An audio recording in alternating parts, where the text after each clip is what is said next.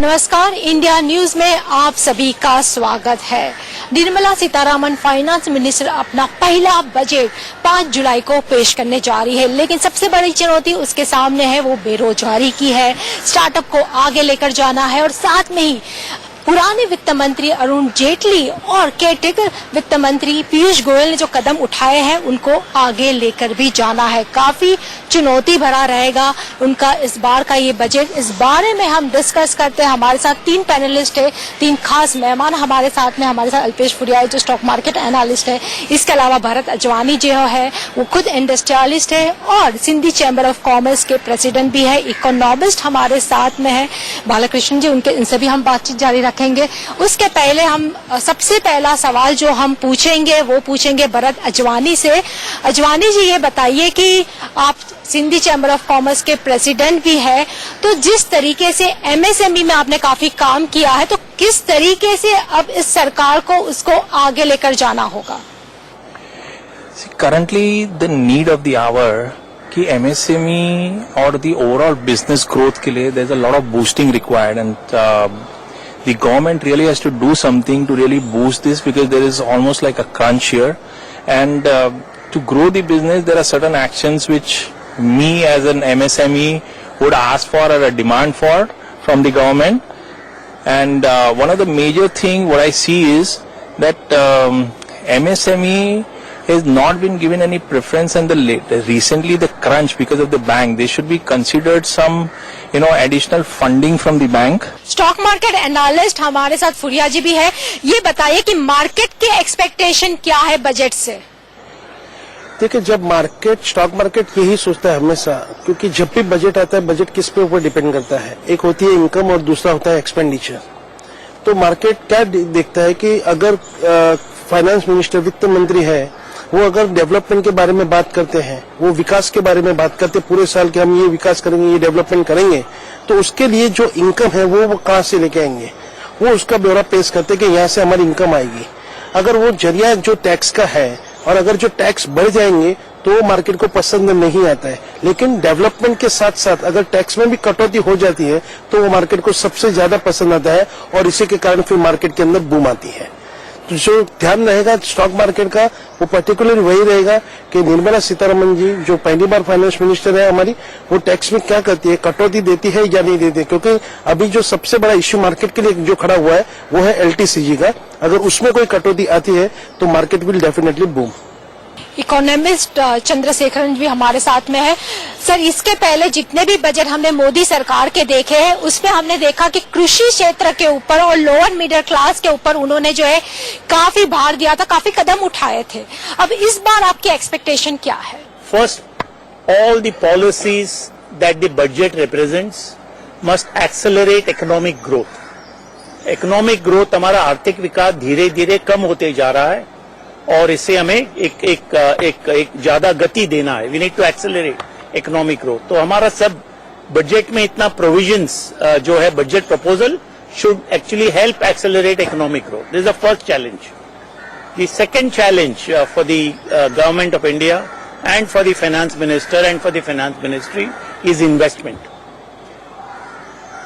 Domestic investment और foreign direct investment, ये दोनों काफी धीमी गति से चल रहा है और इन्वेस्टमेंट जब पूंजी निवेश नहीं होगा तो you will not be able to generate jobs, you will not be able to accelerate economic growth. तो second is we need policies and programmes and schemes that will encourage domestic investment and foreign direct investment.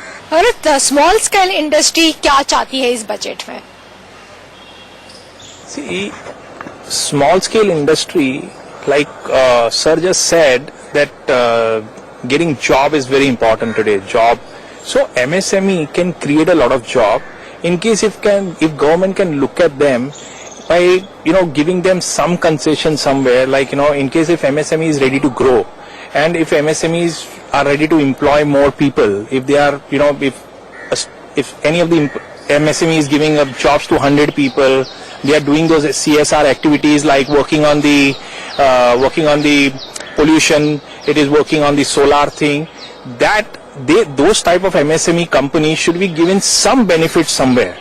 And like Sir said, the recession is already, we can feel that recession because of the raw material and everything. Suppliers have already gone down, so that impact is probably going to come back to on the normal manufacturing in a couple of months. MSME, micro small and medium enterprises, हमारा देश के लिए एक बड़ा अहम एक sector है, क्योंकि that's a sector which creates jobs.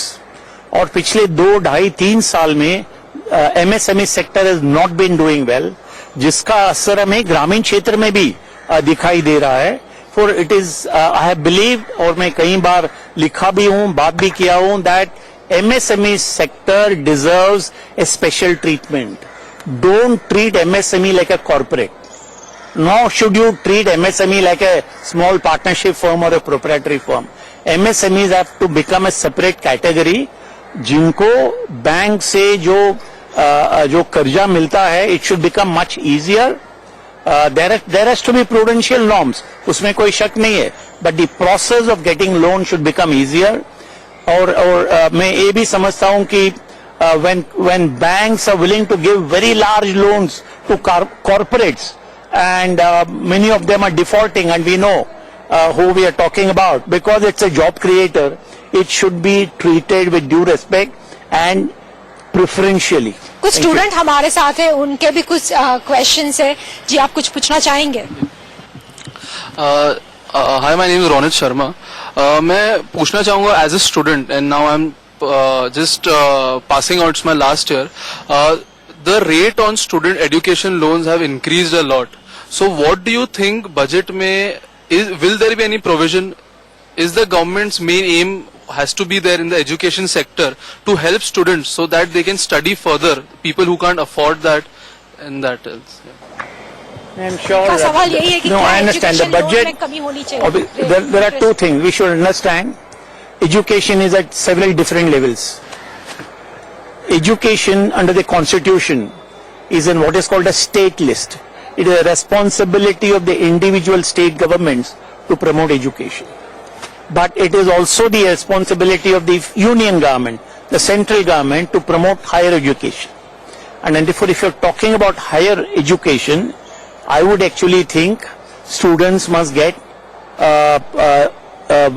loans under more concessional terms.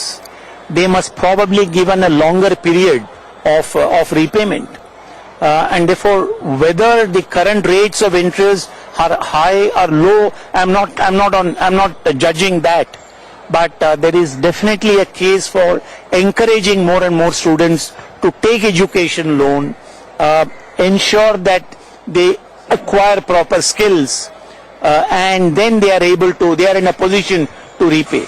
But after acquiring skills, they also need to get jobs. Therefore, job creation becomes important. और भी कुछ स्टूडेंट हमारे साथ में है, उनको भी कुछ सवाल पूछना है. जी, पूछिए. सर, मेरा क्वेश्चन जो है वो डीमोनेटाइजेशन पे है. मैं समझना चाहता हूँ कि कितना स्लो कर दिया है हमारी इकोनॉमी को, हमारी ग्रोथ को कितना स्लो कर दिया है डीमोनेटाइजेशन. इनका सवाल है कि नोटबंदी के कारण हमारी इकोनॉमी जो है कितनी स्लो डाउन हुई है, क्या उसका कोई इफेक्ट हुआ है इकोनॉमी पे?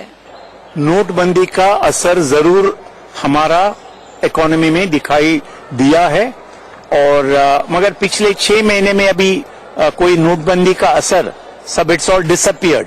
मगर जरूर 1 से 1.5 साल तक नोटबंदी का असर हमारा इकोनॉमी में जरूर दिखाई दिया. इसका काफी सबूत यानी एविडेंस है, एनेक्डोटल एविडेंस है एंड एम्पिरिकल एविडेंस भी है. खास करके ग्रामीण क्षेत्र में नोटबंदी का असर बहुत बड़े पैमाने में हमें दिखाई दिया है, क्योंकि most of our agriculture markets, agriculture marketing और एग्रीकल्चर ट्रांजैक्शंस जो है, और खास करके हमारे एपीएमसी मंडीज में जो ट्रांजैक्शन है वो सब कैश में ही होता था. तो जब नोटबंदी हो गई तो किसान अपना माल मंडी में ला नहीं पा रहा था. जो दलाल है वो किसान से माल लेना है, उसका हाथ में रोकड़ा नहीं है. तो there was a big problem for several months, for probably up to 1 year. वहां से हम अभी धीरे धीरे रिकवर होते जा रहे हैं. और भी कुछ स्टूडेंट है जिनके कुछ सवाल है. जी, पूछिए. सो अभी आजकल जैसे हम देख रहे हैं इंटरनेट पे कि कैसे Chennai has officially virtually run out of water. This is what we have been hearing since the past few days.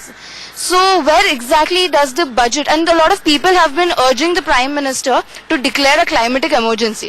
So where exactly does the budget stand on the climatic conditions, as the climatic conditions of the nation are really worsening in the past few years? So where exactly does the budget stand on, and how exactly can it be used? उनका सवाल जो है वो climate change को समझ गया. ये जो वाटर क्राइसिस है ये नया नहीं है. मैं पिछले 10 साल से कहते आ रहा हूं कि by 2020 is going to be a watershed year where a big water crisis is going to be triggered.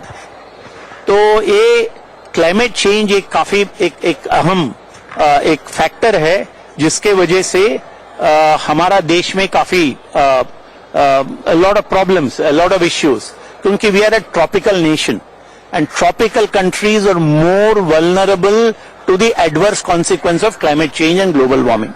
तो उसका असर हम देख रहे हैं. नंबर 1. नंबर 2, जब एक देश में आर्थिक विकास होता है और उसकी आबादी बढ़ती है, there will be a significant increase in water consumption, whether it is for agriculture, whether it's for personal use, whether it's for construction, whether it's for manufacturing activity, whatever. You will need lot more water. अगर हमारा देश में we are pumping out more and more water and there is no water conservation and a lot of water is wasted. River water go into the sea and that is not saved and therefore this problem is going to get worse.